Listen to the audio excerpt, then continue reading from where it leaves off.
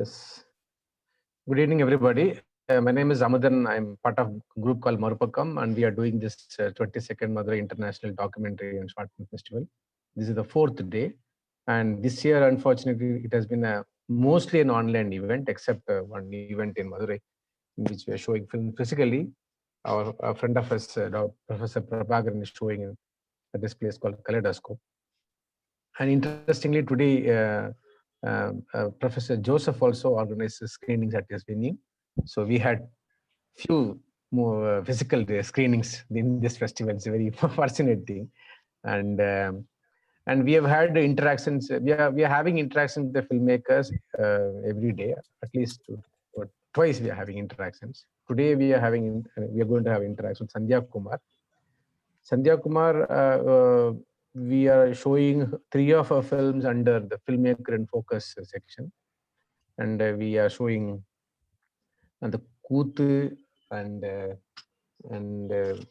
Hockey in My Blood, and so 3 films we are showing, and we are having today. We'll have interaction with Sandhya Kumar, and I've invited Professor Chinnaraj Joseph, former principal of American College and director of Madurai Media and Film Studies Academy, to moderate the interaction.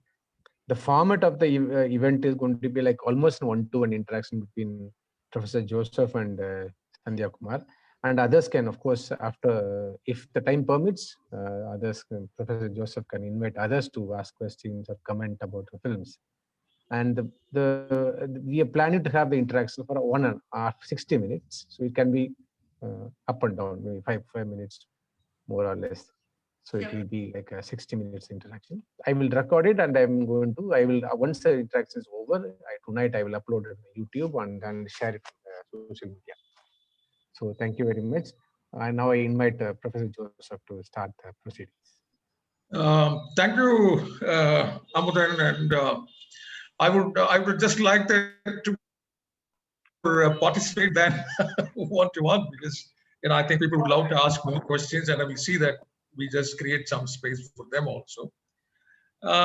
Congratulations, Sandhya Kumar, because we really enjoyed watching your films. Like the 3 of it, and I think 3. We will start with the first one, which you shot in 2014. Possibly that was your debut one. 2012 is a debut. That's Oh Friend This Waiting. Yeah, that's not part of the festival. Yeah, that's right. So we'll start with that, and why not we just start with the idea of the filmmaker's passion? When we think in terms of the subject for our treatment, something guides us. Sometimes some artistic intuition, sometimes a very explicit purpose, or at times, something which really calls for attention, or a political statement, whatever it is. What, in fact, made you think that you should make a film like Memory of a Light, which is very much, Thank you, Professor Joseph, and thank you, Amadan, and everyone at Madurai Film Festival. It's a real honor to be Filmmaker in Focus and get to talk about 3 of my films. Memory of My Light is maybe my second. I was currently making Hockey in My Blood and Memory of a Light at the same time. With Memory of a Light, I wanted to pursue a project that I've thought about for a very long time. I've always been attracted to architecture of homes, not just architecture as a science, but architecture of homes. And why is it that certain homes speak to us, certain homes excite us more, and we want to recreate those spaces that we saw from memory. We want to recreate it in other places that we've lived in. So this kind of was always a question that I had. I lived for a few years in San Francisco. I moved 3 houses in Delhi. But basically, when I left India and went to San Francisco, this was a very deep question as to why was it that certain places were calling out more to me. And that's when I first started thinking about this project. So when I came back, I made another film, Oh Friend This Waiting, in 2011 and 12. But soon after, I wrote this proposal and was fortunate to get a grant from TSBT. And I started just exploring, just shooting a lot of physical spaces and just staring at them really to understand what is it that about those spaces that speak to me. And also started reading at the same time a lot of academic literature around nostalgia, around spaces, and architecture. And a lot of it went over my head, a lot of, it was in that metaphysical space where they were looking at immaterial architecture, what is not brick and mortar, which is not material, but at the same time, it's a huge part of architecture, how you create a space, how you create feelings and emotions and connections. I spoke to a lot of architects, and there were a few books which were very guiding kind of books. There was a book by Gautam Bhatia, which was a deep influence in wanting to pursue this project. So somewhere I think this was the first time where I didn't have an issue or a subject as such, which I was focusing, but I was going inward to start making a film.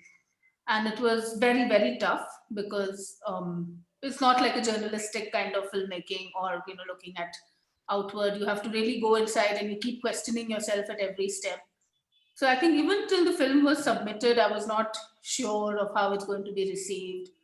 I was very fortunate to meet, while making the film, the people who are in the film, Kirtana and Konarak, and their house, this very old house in Bangalore, and the way they spoke about this house, I mean, I think they spoke so eloquently and so intelligently about their house. So really kind of my passion for wanting to pursue the subject came together with all the elements coming together. Yes. So it's nice to hear. And what has really, has come out is a kind of a tip of an iceberg. When you talk about the house at Bangalore, I think it's got a big backstory, very densely woven backstory, and kind of a political narrative behind that, and a kind of a collective memory too. This is a subject which I thought I can come back to you later. Like as a filmmaker's experience, when you make a documentary or a docu-fiction or a docudrama, you start with some intuitions and some grasp, when you try to conceive a story or some storyline. But as you progress, it takes you on, and you move. And what was your experience? And was it a kind of improvisation, and you started at one point and then, just you ended up something, which you never expected as a creative process and a creative outcome at last? What was your experience? That would be nice for us to listen to. I did expect it to be more. I did expect it to be more an exploration of my, inner journey of understanding houses and looking at houses. But I think that I found that maybe, that was just 26 minutes was too long a time to be doing only that as I started working on that. So that's when I decided that maybe I should, compare and contrast with somebody else talking about their house as well. So I think that was a big shift in how I had imagined it. I had imagined it to be, one cinematic essay style film where I could keep showing spaces and showing houses. And I started doing that. I started with that. And I think kind of halfway I realized that this was maybe becoming too indulgent a project and I was not being able to communicate all the feelings just through my own point of view and own writings. And but I had started talking to a lot of people and in Bangalore, and I had just recently shifted to Bangalore. I've lived all my life in Delhi, and when I started making that film, I'd only been here a year or so. And so many people I spoke to told me, "Oh, you must go and meet Kirtana and Konarak. They've lived in that house for generations, and now they have to move out of that house." And when I met them and saw that house, I could really see why everybody was saying you should also talk and meet them. And you're right that there's a big political history to also that house, because it was Pattabhi Rama's house and Snehlata Reddy's house. During the emergency, a lot of activists and political activists met in that house. So, and that house has really been a creative hub. So I was also lucky that I could, meet with people who understood my project and were ready to be part of it. In fact, were very happy to be part of that project. So that was a big shift that happened, which was not part of the proposal, but at the film, it became a big part of the film. So I think, can I just take it as, every house as a architectural facade and of course a soul inside. When you get into that life lived in and the emotion invested in the what you call as the in the brick and mortar. Yeah. So that's what I think you were trying to capture, and I would say that you've done it extremely well. And there are two narrative voices. There are two storyline kind of a thing, which goes on. One is somewhere distance from Bangalore, possibly Delhi with very stock and very much of a urbanscape architecture and skyline, which has its own story to tell from outward. Yeah. And what's inside is another matter, which is never brought out very much in the film. But you gave so much of importance to the inner life of this Saint Mark Street house, actually, and it has come out very well. So that's some kind of a interesting narrative journey for you and also for people who see that.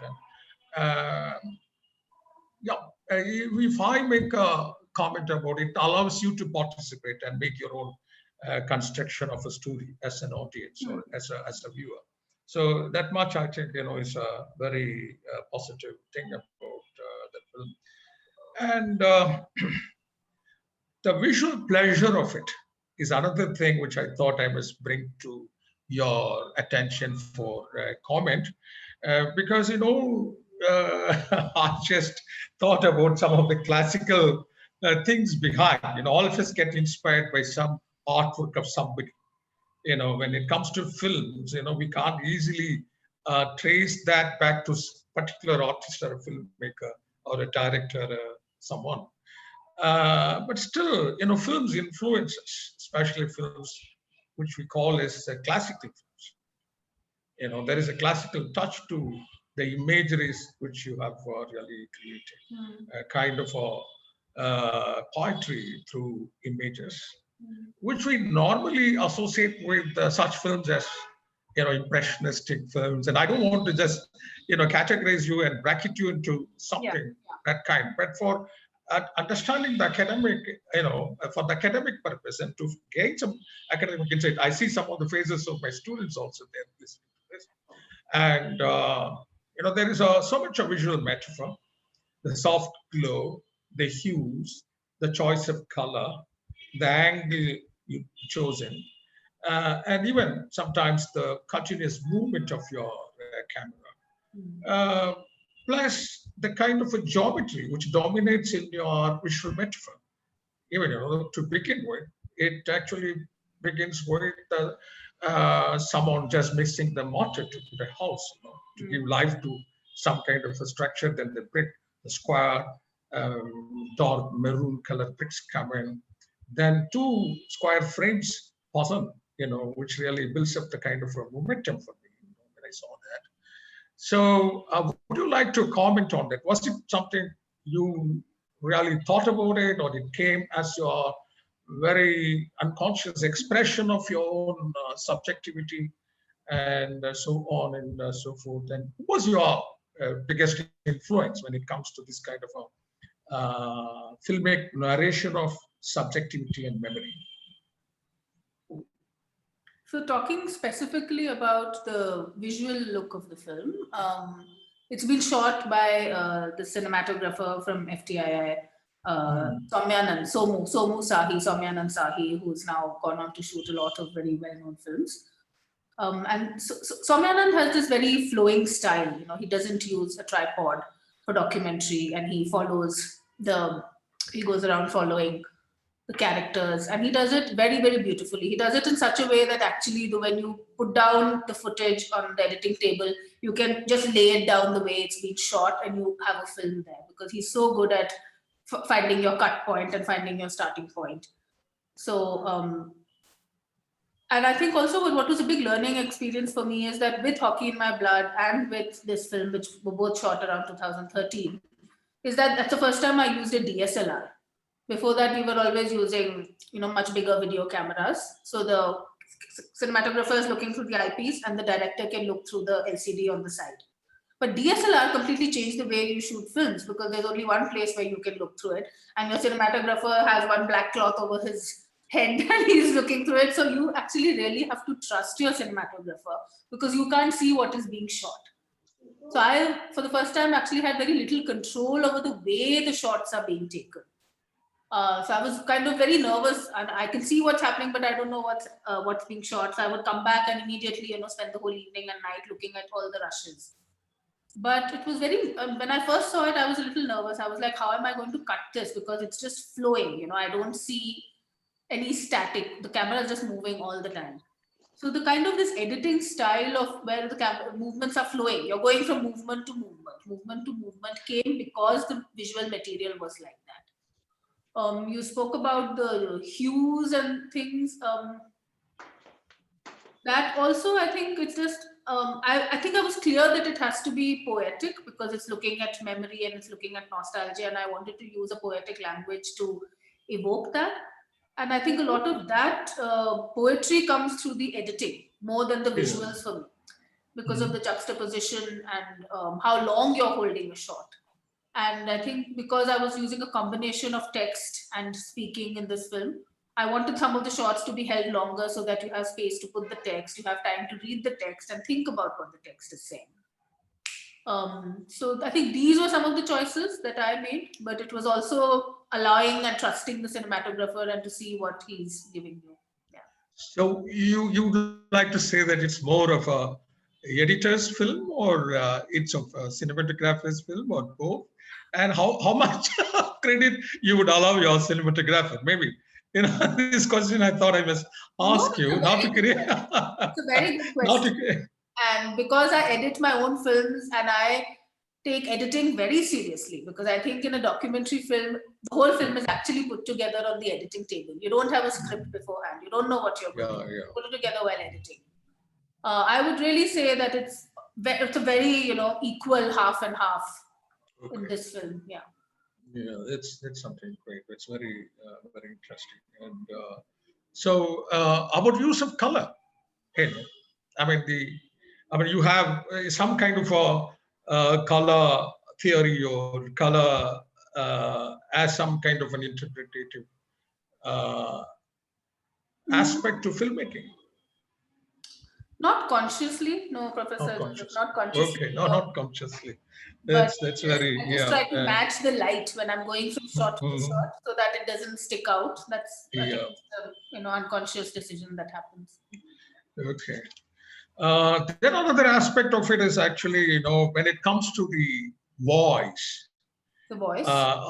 And the point of view from which the story is told, whether it's documentary or a fictional narrative or whatever it is.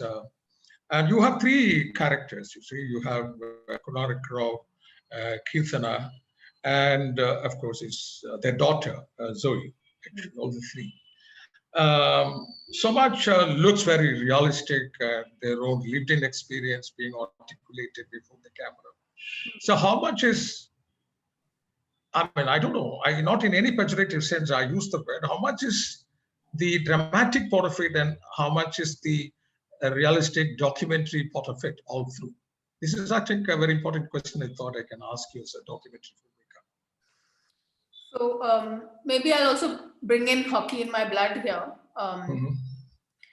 So it's the same director and the same person, that's me, who's asking questions in both films. But in Hockey in My Blood, people would give one-line answers and then stop. They would have felt they've given the answer. Whereas here, if I asked a question to Kirtana and Konarak, I just needed to ask a question and they would just start talking and bring in all their memories and all their stories. Maybe I think because they're so heavily into theater, and poetry and reading, it also comes more naturally to them to be able to speak about experiences. Or maybe we were just comfortable because we just started shooting and people who are not comfortable cannot speak so much. But nothing was rehearsed or dramatized. Everything was spoken for the first time on camera, and that's how it is. Everything. That's very, very, very important, actually. So the kind of visual metaphors, maybe sometimes, very unconsciously, we just shoot. And sometimes when you sit before your rushes, then you try to just put things together in such a manner that you create a language, of a very unique language for that particular narration of film. So anything of that kind, you have very powerful visual metaphors. I think as a viewer, I see something really powerful. But as a filmmaker, what is your experience of using visual metaphors in A Memory of a Light? Memory of a Light has a lot of visual metaphors. Yes. Because I think it was a very visually rich film and allowed one to use metaphors. With again, I compare it with Hockey in My Blood, where because so much of hockey, we were shooting so much of the hockey game, and then you can't keep on showing hockey. So we were struggling to find a lot of other metaphors, but there's a sequence in that I can come back to later. But this is something I'm conscious of. I'm looking for visual metaphors. I'm looking for a lot of things which just catch my eye and speak to me, but I don't know how I'm going to use it in my film. But I'm always telling them, shoot this, shoot this, shoot this. And even when I was shooting it, I remember Somu was like, but how are you going to use this? Where are you going to use this? Okay, I'll shoot it for you. I'll shoot it for you. And after the film, even he came and told me that I really liked how you used it in the film. I didn't think you could be able to use all these shots in this way. So I think that maybe is the thing I like most about documentary filmmaking. To be able to combine images which otherwise don't seem to speak to each other, but when you put them next to each other, there's so much meaning that's created. So that's very nice to hear. And then another issue, in the sense, another thing which I thought I ask you to comment on is to tell the audience, interestingly, we had an experience this afternoon when we watched Memory of a Light, and we were very young people were with me, and I'm generation apart from them, and they just couldn't make out that this house belonged to someone like Snehalata Reddy and her contribution to the art of film and filmmaking and theatre. And she's the one who started Madras plays at Chennai those days, English theatre. Such a very powerful personality. And even I just was about to miss that, then suddenly when Zoe pulled out the photo of her grandmother, and I'd say that I could see that it's someone whom I know, because I belong to a generation who had followed all that happened to Snehalata Reddy. And I just started watching that. Then another occasion in which you try to say that this house belongs to Snehalata Reddy is when Zoe is trying to tell that she's leaving, and the father says that this is Neha's house actually. And then of course you just come out with a subtitle saying that the lyric was in fact composed by Konarak Reddy in memory of a very illustrious mother, Sneha. So even some of the youngsters couldn't really understand who's Sneha and how.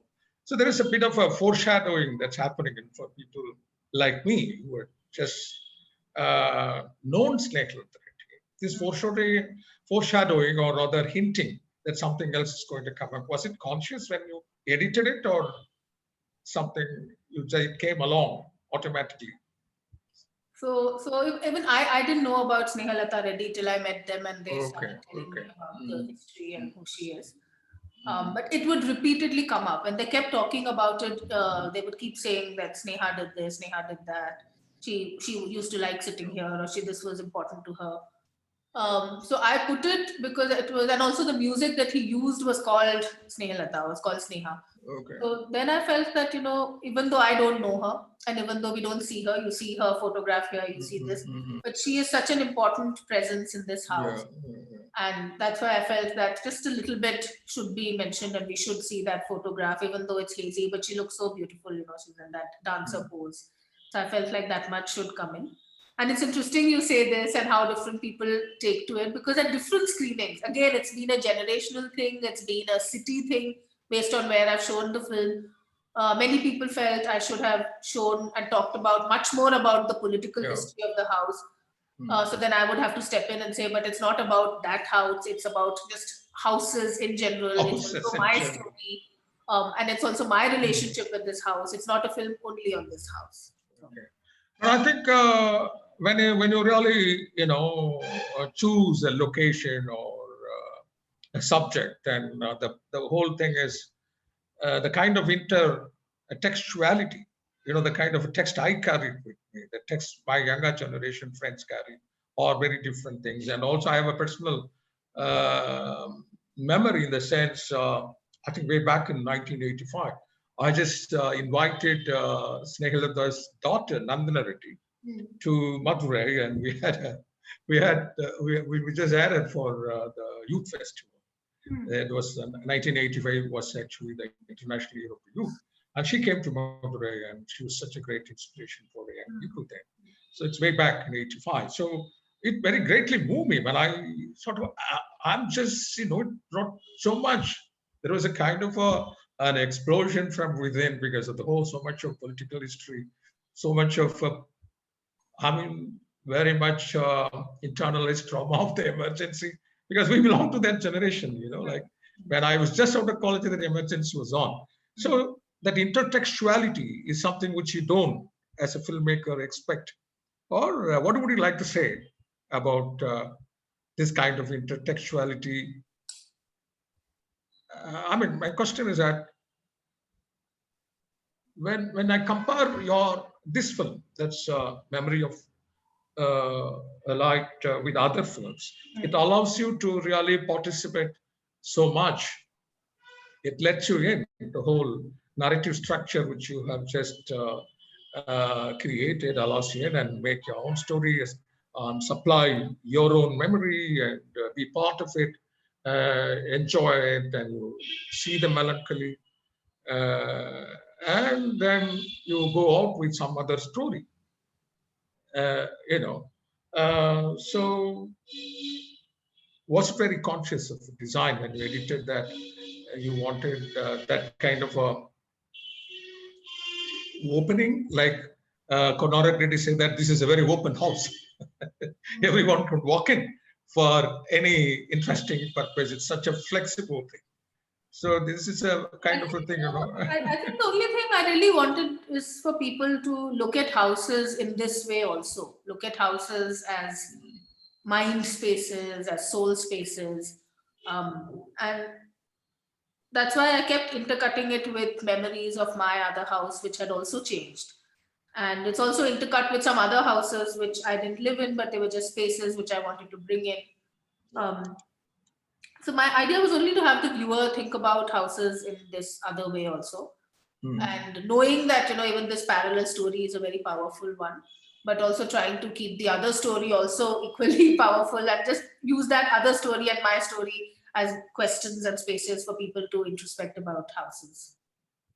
So it's also, it has really provoked some collective memory too, apart from individual subjectivities. That's one point which I thought I can really tell you as a feedback as a viewer.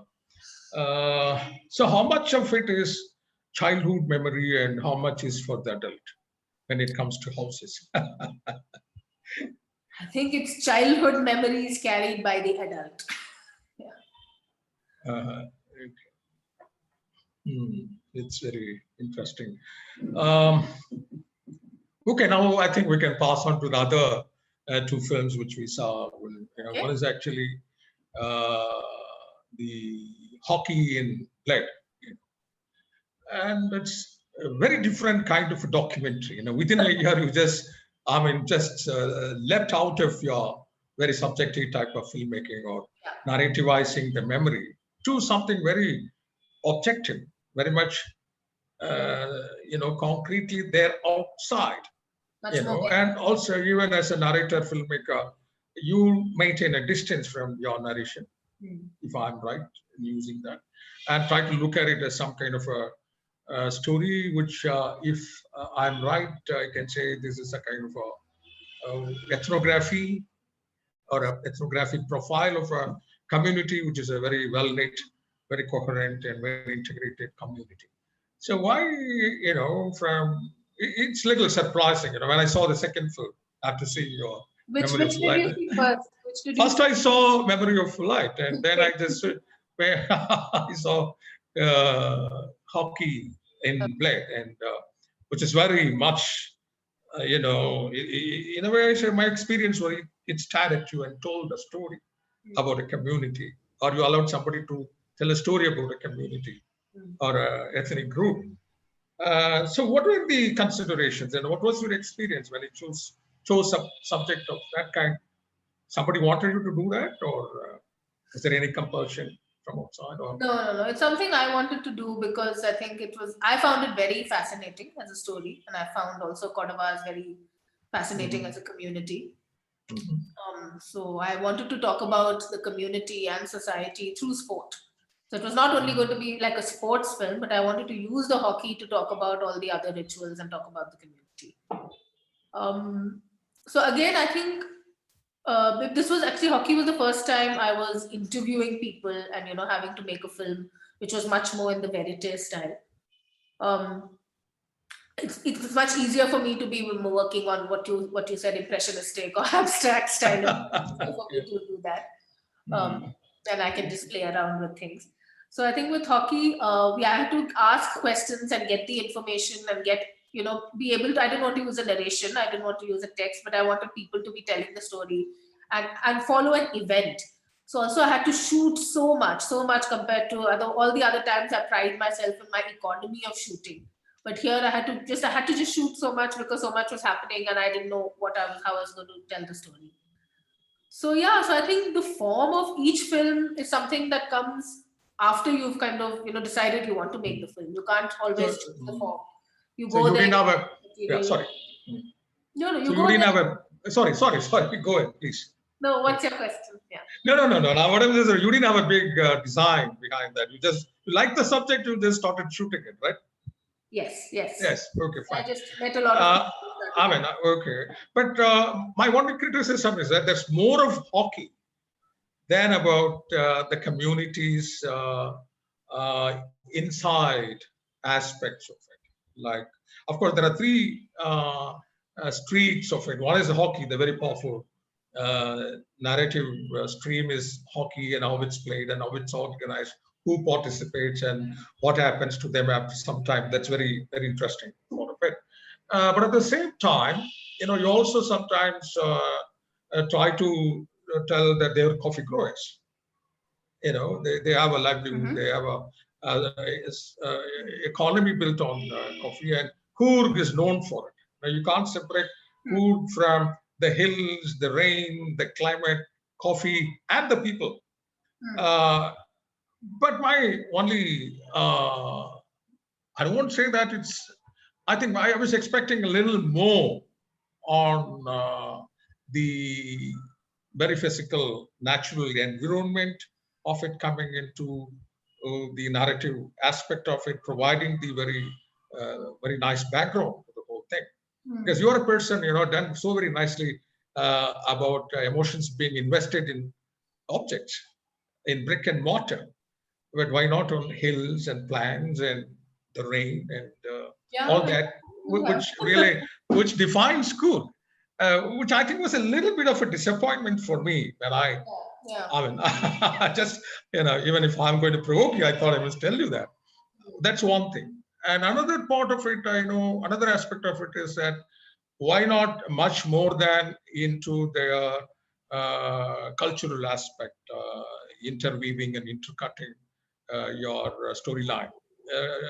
I think, that would have been much more. It would have made a film much more powerful, richer. Is my feeling. I don't know. Do you accept it or rather you have? No, I think it's very valid. I think it's very valid what you're saying. And I was shooting so much and I constantly felt I didn't have enough material, So a lot of these things where you're saying about the cultural aspect, so whatever cultural aspects that we were able to get were also around the various pujas that they would do around hockey. The family would go and worship the ancestors, or the kind of Bhumi Pujan kind of thing they would do before the hockey tournament would start. For me, it was definitely a challenge to break the ice, so to say, with the characters and to be really allowed into their space. And I think they were also not sure what this documentary is going to be. They were not familiar. They were not, because nobody had asked me to make this film, and I just said I'm interested and I want to make. And I think the other issue was really, not having a budget for this film. It was completely crowdfunded. So one was also trying to maximize each day that one is there. Otherwise, for a film where you want to really immerse yourself in Coorg, one would have to stay there much longer and spend that much more time. So, the economy of filming was also a construct and, kind of deciding how much we would be there to shoot. But yeah, I kind of definitely agree with you that one could have gone in much deeper. And it took me a long time to figure out the structure, that it's only going to be the final match that's going to be the, landscape on which the film is going to be told. So I actually shot the whole tournament and then ended up using all those matches. And another aspect of it, there could have been a little more drama. Any drama, there could have been a little more drama. In my feeling that with a little more drama, things should have been much more interesting, much more engaging. Say, when I say drama, some kind of a conflict, the whole process is very smoothly flowing out, except on one occasion when there is some kind of a small exchange, heated exchange plays. I mean, you don't see anything very deeply conflictual. But I think for a filmmaker, the conflict is very important for a narrator, for a storyteller. That would have brought in a little more drama. I'm not saying that you have to necessarily portray the community in negative light, but it's a reality of life. Even within our own family, we have conflicts. That makes life interesting for us. Especially in a tournament, in a game, you're about to have drama. Drama. No, I again think it's also maybe somewhere for me, it was the first time where I was following people and it required one to be with people much longer. And I think for me, a big thing was how 250 families, so that's 3,000 people play this game. How among 3,000 am I going to choose my handful of people and use them as a microcosm for all of Kurg society that plays hockey? So I think these were the questions I was grappling with, and I guess I did what I could do best given my resources and circumstances at the time. Yeah, and also when it comes to cinematography, because I think you changed the cinematography, and my feeling was that the film, in fact, when it comes to cinematography, the narrative power is not that much when I compare that with. So it becomes, the whole thing becomes a kind of a spectacle, if at all I must use that word. And I'm not saying it in any other way. It becomes a spectacle. It stands aloof, asking me to stay there and watch, rather than asking me to come in and be part of it. That's a whole issue. That also happens with the third film, Kut. Kut also, it becomes a kind of a spectacle and narration, which is more informative, more for people who have not known this community or this particular art form. It's going to be very interesting, but you could have added a little more drama to that. Even in it's a documentary, you need some kind of a narrative arc, and which normally builds over some kind of a conflict, which keeps people expecting, when they watch a film. That's one thing which I thought. Then the most controversial aspect of the film, when we had the thing, everybody was telling that why this very powerful, otherwise well-known community must be the subject for a film like this. Why not? This is a question I thought that I said, I can't answer, my dear boys. And I'm talking about hockey in Blake, especially about the Kurgis, the Kodwa community people who have a unique history, who are very powerful, and they're part of the national history, not only national, even the colonial history. And they had a very definite place cut for them, with General Thimme being your first general, and then Marshal Karyappa, and always know how many people had gone in from Coorg, especially from all of us. So why this very well-known community has to be again portrayed? And it's a very political question, It's a question which many people were asking. Why this very powerful community? Is it not a bit patronizing? So I don't get the question. What is the controversy? It's a powerful community, but why? You mean they don't come? Yeah. Why this very powerful community is being portrayed, and what is the message for us? Is it hockey, or is it anything else? What is very unique about this film? What is the message for us? I think what is unique is that here's a sport which used to be played by a lot of people in India and has pretty much died down, and cricket has taken over. You have Punjab, Jharkhand, and Coorg, which are the three areas which have kept hockey alive. And how have they kept hockey alive? They've not waited for any government funding or any support or build astroturfs. They just play it the way they know, and like 3,000 players come to play every year. So I think that was the real fascinating part, where it almost doesn't happen anywhere else in the country. So the fact that this tournament like this happens is what makes it worthy of being made into a film. Yeah, this is also the thing. There's even I try to just answer that question that way. When especially after '90s, after the World Cup becoming prominent, World Cup cricket became prominent, hockey just went to the background, and of course, this one contribution is that the Cougars keep hockey alive in India. Is that the message?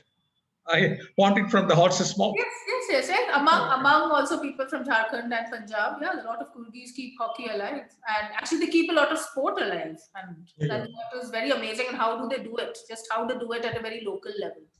Okay. Yeah, that's right. And then coming to the Tamil Nadu part of it, the Kuthu. So what made you to think of, making a film of that kind? Because here again, you chose it on your own, or how that it stuck that you should do something? Kuta, I'm friends with Hannah and Rajgopal, who are at the Katai Kuta Sangam, and they wanted to make this film. So they had approached me and said that, let's make this film about Kuta. So at that point, I was thinking, how do I make a film which talks about the art form and as well as shows the various players in the art form, and what are the issues that they feel. I think the big thing they kept saying is, a lot of people in mainstream media talk about Kuta as a dying art form. But when I went to Tamil Nadu, what I realized is it's not a dying art form. It's a very popular art form and still very prevalent in the rural areas. But it doesn't receive the same kind of recognition or patronage that, a lot of the Kuta artists would like it to deserve. So I think that became the focus of my film. So where does T.M. Krishna come? Where does T.M. Krishna come? Why? What's the question? Because, I like that question because, T.M. Krishna is doing a lot of wonderful experiments, trying to, make communications with the folk art. And so I didn't bring T.M. Krishna into the film. T.M. Krishna has been working with the Katai Kuta artists. Yeah. So you filmed that. So he happened to be in one of the shows that I was filming. Okay, that's right. So we see so much of color, that part of the film, and especially the costume and with the totally black, blacked out background where you have the dark maroon and red hues plus white.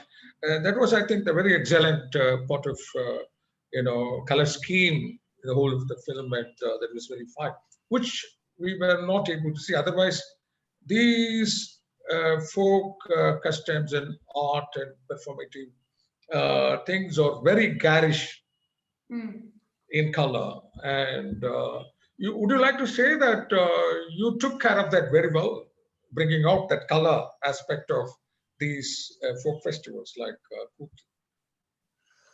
folk performance like Kuta? No, so again, when you're shooting at night, your colors do get very saturated because you're using all this tungsten light and there's no daylight, there's no haze.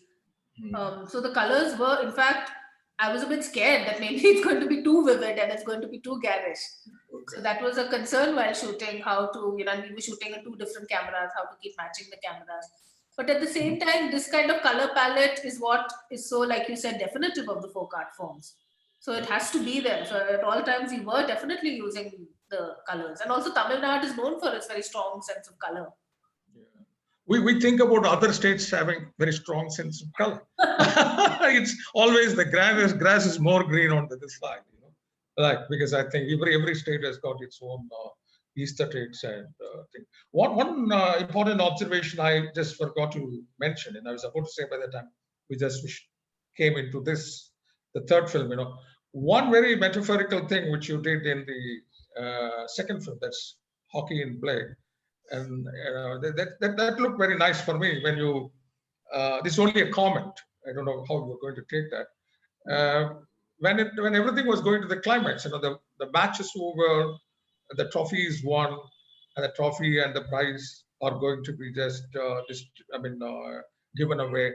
By the time the whole thing is cut away, and a small kid goes with his stick and then dribbles the ball and just hits it into the goal.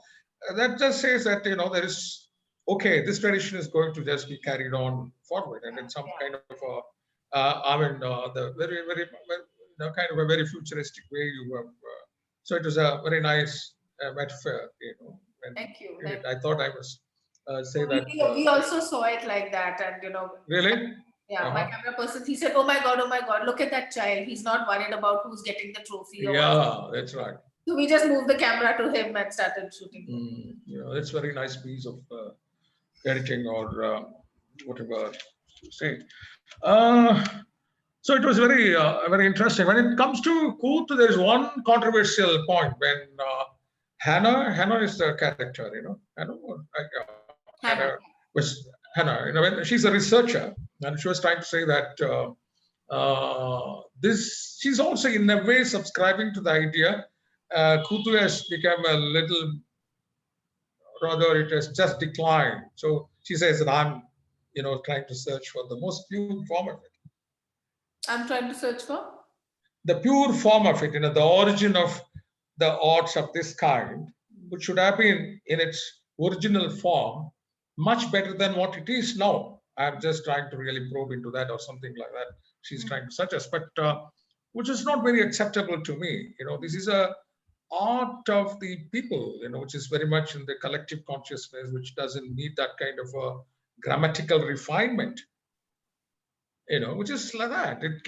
It has its own metamorphosis, you know, as society progresses, as technology changes, as everything, you know, changes. And in fact, it says that Kuta is the most flexible art form. Whatever's happening in society gets reflected in Kuta.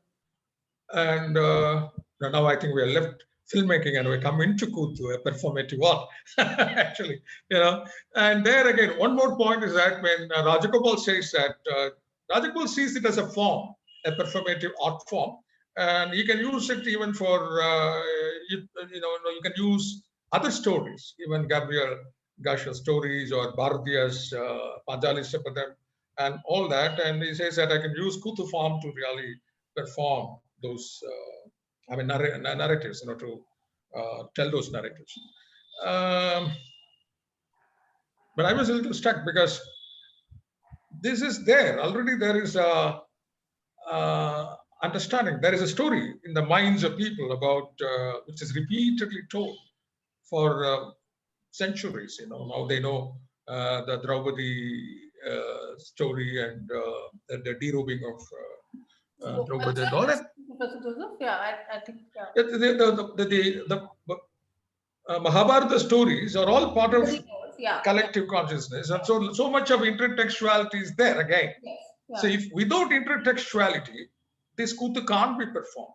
Yes.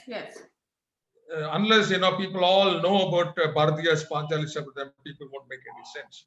So these are all some of the issues I think, you know, which came up for discussion. And just when it came to Kutu film, just more on Kutu as a performative art than on film. So yeah, always happens with Kutu film. Yeah. It happened that way. I think we have 10 minutes, and why not we just give some time to other people? Sure. Yeah, I'm a bit talkative person. Let me just so why not we ask Amudin to just invite other people also to ask questions before you wrap up? Yeah, happy to. Yeah. Amudin? Yes. So we have other friends, and if you know them personally, Professor Joseph, you can call them. Yeah, I see one or two of my students, you know. I see Arun, I see Rajalingam, I see Satish, I see Manikanda Prabhu. Hey, are you not interested in asking? Can we get even if you feel comfortable asking questions in Tamil, I will translate it. Don't worry about your, or if you want to ask in English, you will certainly answer you. Yeah. Arun, would you?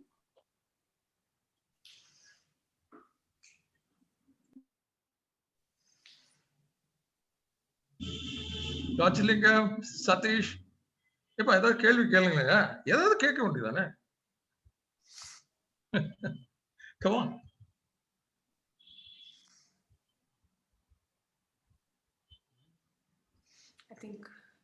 I think Arun, are you speaking? Your mic is muted. You unmute your mic. All of them are giving very broad smiles, actually. I think they're also very, much engrossed by the discussion. It's lovely talking to you, Kumar, and it's fine, very interesting. And so, how long you have been here in India? Coming from San Francisco, a lovely place. No, I've always been in India. I just studied there. Oh, I see. You studied there. I lived in Delhi, and now I live in. Almost in 10 years, I've lived in Bangalore. Okay, that's great. Amran, I think I leave the thing to you. I'm done. I'm very happy. Thank you so much, Professor Joseph. Very, very insightful questions. Thank you. Yeah, thank you. Given me a lot to do. Yeah, thank you. Thank you, Professor Joseph. If nobody has any questions, comments, maybe, then we can wind up the session. Thank you, Sandhya, for the interaction. And we'll be showing the festival will be over by tomorrow midnight, 12 a.m. So kindly inform others also, and please watch more films. Unfortunately, we are having good viewership this time, and we are at least every day we are getting some 1,000 views, visits. I don't know how many people are watching the films completely, but still we are getting 1,000 views, 10,000 visits. So thank you, everybody, and thank you, Professor Joseph. Thank you very much. Moderating the discussion and yeah, and we have actually. Aman, could you give me a little? I just take this opportunity to make a formal invitation to Sandhya Kumar to visit Madurai after COVID is over, to our institute and interact with young people and inspire. It's very inspiring to talk to you and see your films. I'd be very happy to come. Thank you. Thank you. Please. Thank you, Amudan. If COVID hadn't happened, actually we would have invited Sandhya to Madurai only. Like what we did and last we would be having, we would have had a one-day session with Sandhya only at the institute only. Yeah, great. In fact, we do that. Time is not last year, when we had a Filmmaker in Focus session with K.R. Manoj from Kerala, we had his 3 films screened at Professor Joseph's institute only. It was a one-day session K.R. Manoj had with the students. Very nice. So, I look forward to it, Professor Joseph and Amadan. So we'll be in touch. It's a coincidence that Professor Joseph is moderating the discussion, because we would have had your session at his institute only. Oh, really? That's how we it was had come to Madurai. Yeah. So thank you so much. We'll be in touch. So thank you very much. Thank you very much. Okay. Bye. Great. Bye. Thank you all. Bye. Thanks to all your students. Maybe they talk more when I come to the institute. Yeah, please. Yeah. Okay. Thank you. Bye. Thanks.